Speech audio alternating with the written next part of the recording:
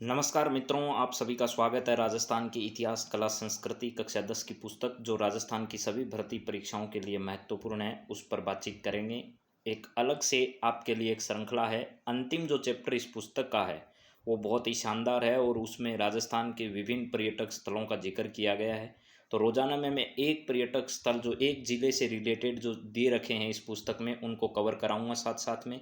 तो आप इसको बहुत ध्यान से समझिएगा। ये ही वो स्थान हैं जो अक्सर परीक्षाओं में घूम फिर के आते हैं। तो चलिए, मैं आपका समय जाया नहीं करते हुए सीधे आपको पॉइंट पर लेकर आता हूँ। सबसे पहले हम बात करेंगे आज अजमेर ज़िले के संदर्भ में। अजमेर ज़िले से कौन कौन से ऐसे पर्यटक स्थल हैं जो हमारी परीक्षा की दृष्टि से इम्पोर्टेंट है, उन सभी पर्यटक स्थलों पर बातचीत करेंगे। इसका चैप्टर नंबर 10 है क्लास का। ये लगातार चलता रहेगा। बाकी चैप्टर 1 से 9 तक आपको श्रृंखलाबद्ध कराएंगे, लेकिन ये 10वां चैप्टर आपको रोजाना एक जिले के हिसाब से पूरा करवा दिया जाएगा। सबसे पहले जो यहाँ कुछ बातें लिखी हैं वो भी पढ़नी जरूरी है परीक्षा की दृष्टि से।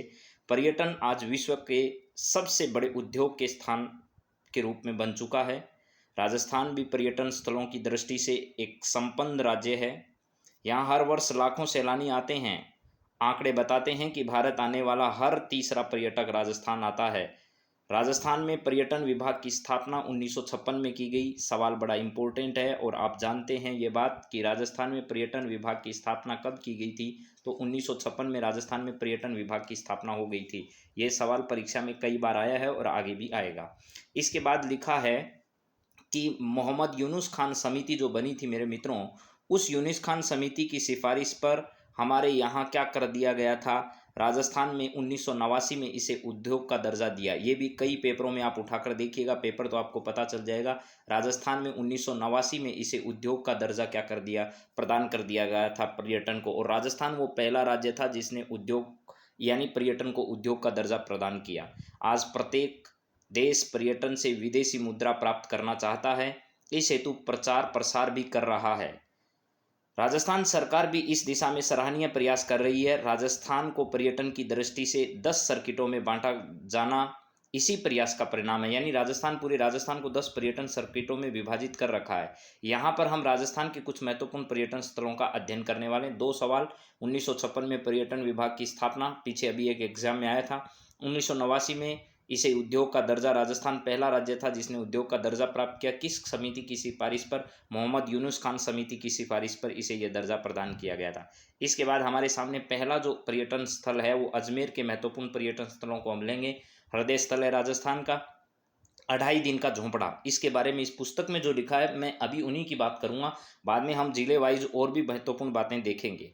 मूल रूप से 2.5 दिन का झोंपड़ा कहलाने वाली इमारत एक संस्कृत महाविद्यालय जो विग्रहराज चतुर्थ चौहान शासक था उसके द्वारा उसका निर्माण करवाया गया, परंतु बाद में सुल्तान महमूद गोरी के सेनापति कुतुबुद्दीन ऐबक ने इसे मस्जिद में तब्दील करवा दिया। हिंदू व इस्लामिक स्थापत्य कला के इस नमूने को सुल्तान इल्तुतमिश ने और ज़्यादा सुशोभित बाद में बनवाया।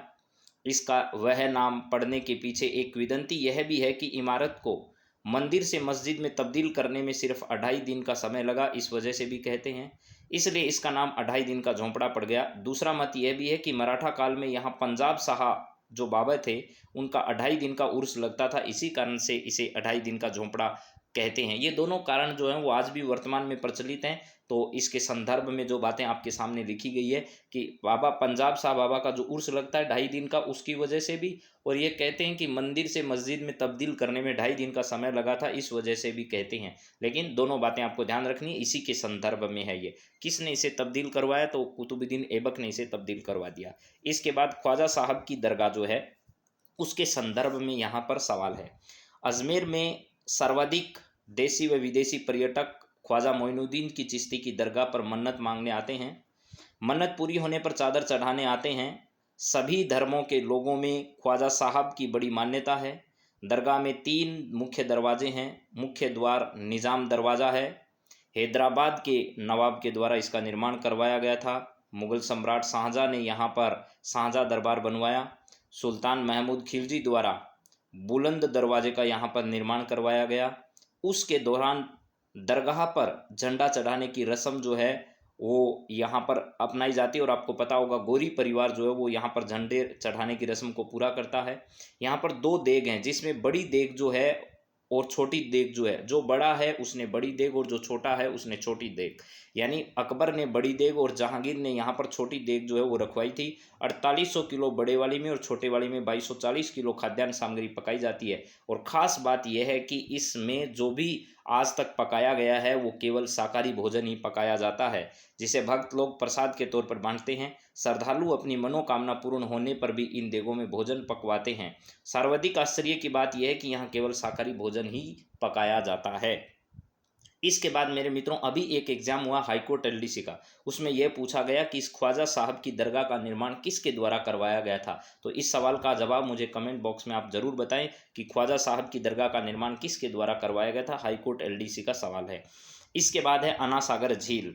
अजमेर को आपको पता होगा कि किसके द्वारा बसाया गया था, और अजय पाल ने अजमेर को बसाया, लेकिन अन्ना सागर झील का निर्माण अन्नोराज के द्वारा करवाया गया था। यह एक कृत्रिम झील है जिसे राजा अजय पाल चौहान के पुत्र अर्नोराज चौहान और पृथ्वीराज चौहान के दादा ने इसे बनवाया। इन्हें अन्ना जी के नाम से भी पुकारा जाता है। इन्हीं के नाम पर अन्ना सागर झील का नाम रखा गया था। इसके निकट दौलत बाग है जिसे सुभाष उद्यान के नाम से आजकल जानते हैं। मुगल सम्राट जहांगीर द्वारा यहाँ 5 दरियों का निर्माण भी करवाया। इसके बाद सम्राट शाहजहाँ द्वारा यहाँ क्या करवाया गया देखिए जरा। शाहजहाँ ने भी यहाँ पर निर्माण कार्य करवाया और ये 12 दरियों का निर्माण यहाँ पर खूबसूरत है। सफ़ेद मार्बल में बनी है 12 दरियाँ, हरे भरे वृक्ष कुंजों से घिरी है। यहाँ सुस्ताते व मानसिक शांति के पर्यटक जो हैं वो महसूस करते हैं। इसके बाद अजमेर की मेयो कॉलेज के संदर्भ में है। मेयो कॉलेज कहाँ पर है तो अजमेर में है। भारतीय राजघरानों के बच्चों के लिए यह बोर्डिंग स्कूल हुआ करता था। अंग्रेज़ों के समय में रिचर्ड बार्क द्वारा 1875 में मेयो कॉलेज की स्थापना की गई। भवन का स्थापत्य इंडो पार्सनिक यानी भारतीय और अरबी शैली में इसका निर्माण किया गया है। यहाँ पर संगमरमर से ये भवन निर्माण इसका किया गया है। तो 1875 में इसका निर्माण किया गया है और रिचर्ड बार्क द्वारा इसका निर्माण किया गया। ये सोनी जी की नसियाँ जो है वो बहुत बार एग्जाम में पूछी जा चुकी है मेरे मित्रों, तो इम्पोर्टेंट सवाल है। सोनी जी की नसियाँ कहाँ स्थित है, ये स्थान कहाँ स्थित है, ये भी बहुत परीक्षाओं में सवाल आते हैं। सोनी जी की नसियाँ जो है वो मेरे मित्रों कहाँ पर है, अजमेर में है। 19वीं सदी में निर्मित यह जैन मंदिर भारत के समृद्ध मंदिरों में से एक है। सोनी जी की नसिया जो है वो क्या है तो जैन धर्म से संबंधित एक मंदिर है। इसके मुख्य कक्ष को स्वर्ण नगरी का नाम दिया गया है। इसका प्रवेश द्वार लाल पत्थर से बना है तथा अंदर संगमरमर की दीवारें बनी हैं, जिन पर काष्ठ आकृतियां तथा शुद्ध स्वर्ण पत्रों से जैन तीर्थंकरों की छवियां यहाँ पर बनी हुई है। तो आपको याद सिर्फ इतना करना है कि सोनी जी की नसियां अजमेर में स्थित है और जैन धर्म से संबंधित एक मंदिर है। इसके बाद है ब्रह्मा मंदिर। पूरे विश्व में एकमात्र ब्रह्मा मंदिर पुष्कर में स्थित है। संगमरमर से निर्मित है, चांदी के सिक्कों से इसे जड़ा हुआ है, लाल शिखर है और हंस यानी ब्रह्मा जी का वाहन जो था उसकी छवि लिए हुई यह मंदिर ब्रह्मा जी की चतुर्मुखी प्रतिमा गर्भगृह में यहाँ पर स्थापित है। इसी मंदिर में सूर्य भगवान की संगमरमर की मूर्ति प्रहरी की भांति खड़ी है। इस मूर्ति की विशेषता यह है कि सूर्य भगवान की मूर्ति जूते पहने हुए यहाँ पर क्या करती है दिखाई देती है। यहाँ पर सूर्य भगवान की जो मूर्ति है वो जूते पहने हुए दिखाई देती है। और ब्रह्मा आपको पता होगा, सावित्री और गायत्री के बारे में आपने सुना होगा, वो पूरी कहानी आप लोग जानते हैं और आगे भी दोबारा वो रिपीट हो जाएगी जब पुष्कर के बारे में हम पढ़ेंगे। ये सावित्री मंदिर में ही वो कहानी आ जाएगी। ब्रह्मा मंदिर के पीछे ऊंची पहाड़ी पर सावित्री मंदिर स्थित है जो कि ब्रह्मा जी की पत्नी थी, यानी ब्रह्मा जी की पत्नी का नाम सावित्री था। मंदिर तक पहुंचने के लिए सुविधाजनक सीढ़ियां बनी हुई है। ऊपर चढ़कर मंदिर से नीचे और झील मंदिर और रेत के टीलों का विहंगम दृश्य यहाँ से दिखाई देता है। ऐसी किंवदंती है कि ब्रह्मा जी ने पुष्कर में अपना यज्ञ करने के लिए गायत्री से दूसरा विवाह किया था। यानी पहली पत्नी सावित्री थी, बाद में यज्ञ करने के लिए गायत्री से विवाह कर लिया। इससे कौन नाराज होगी भैया, स्वाभाविक है पहले वाली सावित्री नाराज होगी और उन्होंने ब्रह्मा जी को श्राप दे दिया।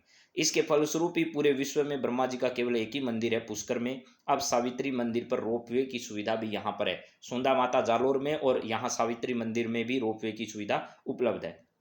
इसके बाद बात करते हैं पुष्कर सरोवर की। तीर्थराज है हमारा पुष्कर। इस तीर्थ राज के नाम से प्रसिद्ध पुष्कर सरोवर अभी तीर्थ स्थलों का राजा कहलाता है। इस सरोवर में डुबकी लगाने पर तीर्थ यात्रा संपन्न मानी जाती है और ऐसी मान्यता है कि अर्ध गोलाकार रूप में लगभग 9 से 10 मीटर गहरी ये झील 500 से अधिक मंदिरों और 52 घाटों से ये घिरी हुई है। तो ये सभी स्थान जो है वो मेरे मित्रों किससे संबंधित है, अजमेर से संबंधित है। एक बार मैं सारे जो हैं वो आपको एक बार फिर बता देता हूँ कौन कौन से हैं। 2.5 दिन का झोंपड़ा जो है वो अजमेर में है, ख्वाजा साहब की दरगाह अजमेर में है, आना सागर झील अजमेर में है, इसके अलावा मेयो कॉलेज अजमेर में है, सोनी जी की नसियाँ अजमेर में है, और ब्रह्मा मंदिर अजमेर में है, सावित्री मंदिर जो है वो अजमेर में है, जो कि सावित्री ब्रह्मा जी की पत्नी थी, और पुष्कर सरोवर जो प्रसिद्ध है, तीर्थराज जिसे कहते हैं, वो कहाँ पर है, पुष्कर में है। तो मेरे मित्रों, आज सिर्फ अजमेर ज़िले के बारे में बात करेंगे। रोज़ आपको इसी प्रकार ये सब कवर करवा दिए जाएंगे, आप इसकी चिंता नहीं करें। आप लोग जो करवा दिया उसको तैयार करते रहें। तो अगली क्लास में वापस एक नए पर्यटक स्थल के साथ वापस मिलेंगे। तब तक आप सभी को बहुत बहुत धन्यवाद। जय हिंद, जय भारत।